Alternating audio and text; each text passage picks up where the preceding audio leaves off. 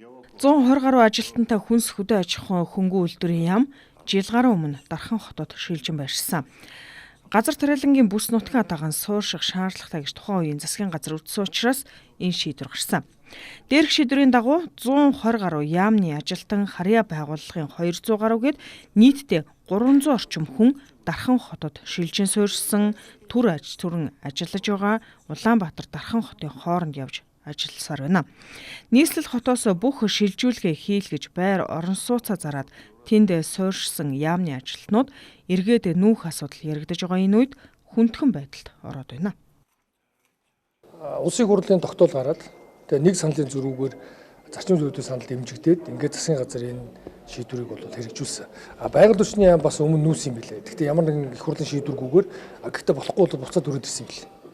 Ягаад тэгэхээр энд 3 яамны энд байгаль орчны яам бахад нэг 4-5 албаагч автобусаар ажилдаа ирдэг, бусд нь автобусаар алхаад ирдэг гэсэн бол яам руу шилжээ 100 албаагч бүгдээрээ машинаар явдаг гэсэн юм билээ. Тэгэхээр яг ийм асуудал байгаа. Дээр нь одоо л ингээд аж ахуйн нэгжүүдээс ямар хүсэл тавьж байгаа хэрэг вэ? Энэ хүнсний үйлдвэр, хөнгөн үйлдвэрийн за мөн одоо нийт малчтын жижиг дунд үйлдвэр эрхлэгчдийн одоо 97-8% нь энэ одоо Улаанбаатар хот бусад аймагт үйл ажиллагаа явуулж байхад яагаад одоо нийт одоо энэ салбараар үйлчлүүлдэг хүмүүсийн 1-2% нь байдаг дархан руу нүүсэн бэ гэдэг асуудлыг тавьдаг.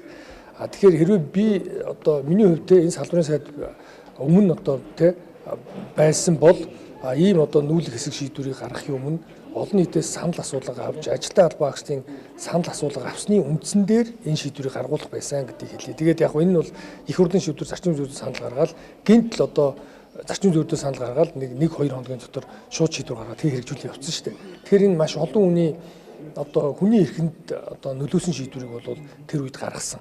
Энэ бол бас одоо судалгаа тооцоод багтаа шийдвэр гарсан гэдэг нь сэлгэн зүйл. Би ерөнхий сайдын одоо шийдвэрийг дагана. Өөрөөр хэлбэл ерөнхий сайдын кабинетийн гишүүн учраас ерөнхий сайд их хурл энэ шийдвэрээ өөрчлөл нүүж ирнэ гэсэн үг тийм үү? Өөрсгөл эндээ байсан үгүй гэдгийг хариу өгсөн шүү дээ.